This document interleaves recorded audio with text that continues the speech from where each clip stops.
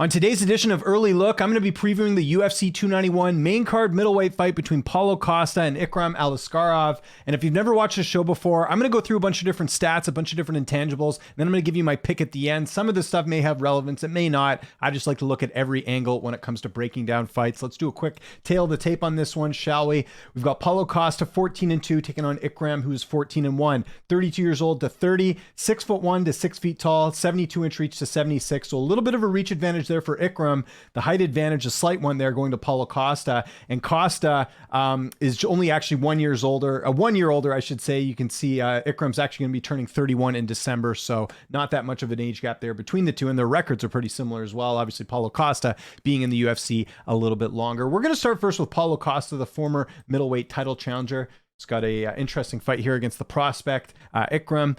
So everything you need to know here about Paulo Costa. He is the number 7th ranked middleweight. He's got 11 knockouts, 1 submission, and 2 decisions. He's 32 years old, like I mentioned, 6'1" with a 72-inch reach, so he'll have a 1-inch height advantage in this fight. He's a black belt in Brazilian Jiu-Jitsu, and we've seen him there training at Fight Ready. Of course, there was that photo of him and Tracy Cortez, everyone blowing up that. But yeah, he's just training there. They're not dating or anything like that. Costa has had performance of the night 2 times against Gareth McClellan and Uriah Hall. He is also 6-2 in the UFC with 4 finishes. Some notable wins for Paulo Costa include... Actually, sorry, I forgot a few things here. Let's start first with the fact that Paulo Costa did not have an amateur debut. He went straight to the pros in February of 2012, made his UFC debut in March of 2017 against Gareth McClellan. He is 6-2 in the octagon, like I just mentioned there. He's got 4 stoppage wins. Some notable wins include former welterweight champion Johnny Hendricks, Yoel Romero, still probably the biggest one he's had to date, and then Luke Rockhold, which was in his last fight. Some notable losses include Israel Adesanya and Marvin Vettori. He was also on The Ultimate Fighter Season 3 Brazil, ended up losing a split decision to Marcio Alexander, what am I talking about here? Marcio Alexandre Jr., he lost there in that fight on the show, and then had a couple fights before getting signed to the UFC, like I mentioned there, in 2017. He's only had 1 close fight in his career. That was the fight against Yoel Romero, a fight that he won. Went back and looked at the media scorecards for that one. You can find that at MMADecisions.com. That's the media scorecards. That was at UFC 241 in August of 2019. 11 media members scored the fight for Costa, 9 scoring it for Romero. I was there live. I thought it was close, but I did give a slight edge there to Paulo Costa in that fight. Now, the big story with Paulo Costa has been inconsistency. He has not fought that much. So if you go back and look at some of the layoffs, we'll go through them right now. Going from Johnny Hendricks to Uriah Hall, there's a 245-day layoff. Going from Uriah Hall to Yoel Romero, there's a 375-day layoff. Going from Yoel Romero to Israel Adesanya, there was a 430-day layoff in that one.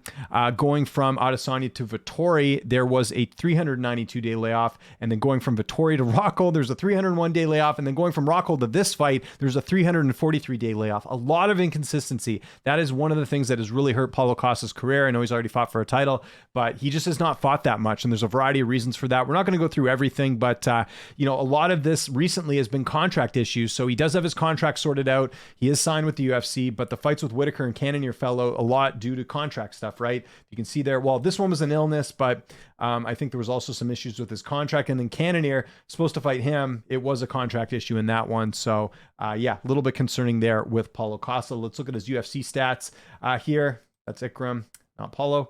You can see there significant strikes landed per minute, 6.50. That's actually very good. You don't see numbers that high typically with fighters. His striking accuracy is at 60%. His takedown striking defense is at 47%. So he does get hit, but not hit that much. And then his takedown defense is at 79%. So that'll be interesting if Ikram goes for a takedown here. And his takedown average is at 0.53. Not surprising. Paulo Costa not really taking his fights to the ground to that much. So that's pretty much everything you need to know with Paulo Costa. He does have a number of UFC fights, but there isn't a ton of data on there in terms of what he's been able to do. Hasn't had a lot of finishes lately, but if you remember earlier in his career, he was knocking pretty much, or finishing everyone, I should say, early on. 4 straight knockout wins to start his career. And then since then, he has not got a finish. So that is a key thing in this fight, and I'll talk about that in a second. But like I said, that's everything you need to know about the eraser, Paulo Costa. Let's get to Ikram here.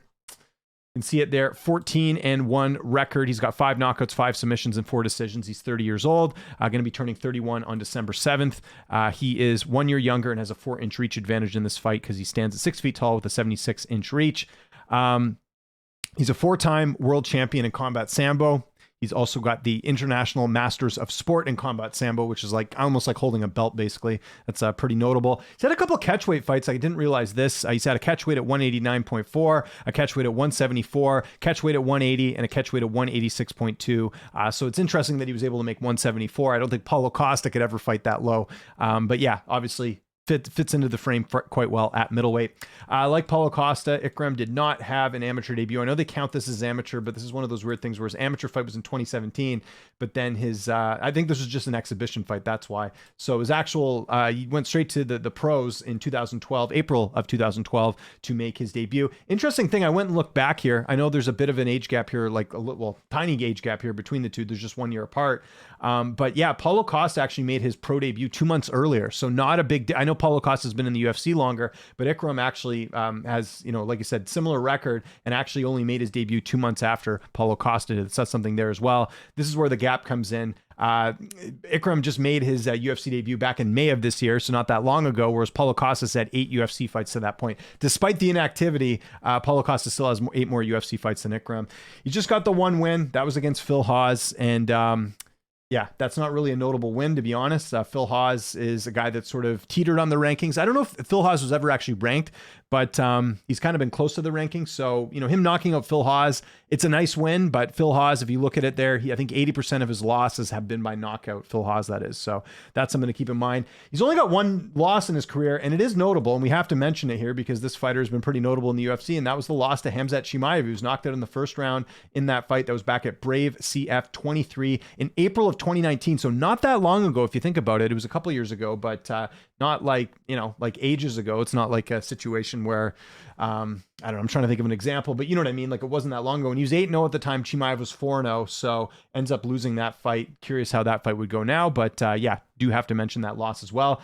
And because Ikram's only got 1 fight, there's not much to talk about as far as his UFC career. No layoffs, no injuries, no close fights. Just the 1 fight with Phil Hawes, which, like I said, took place there. He did win on Contender Series. We should mention that. That was also a first-round finish, and also fought in Eagle FC against a UFC vet, Nishan Burrell, who, let's be honest here, has not been anywhere close to making it back to the UFC, so can't put too much stock into that victory as well.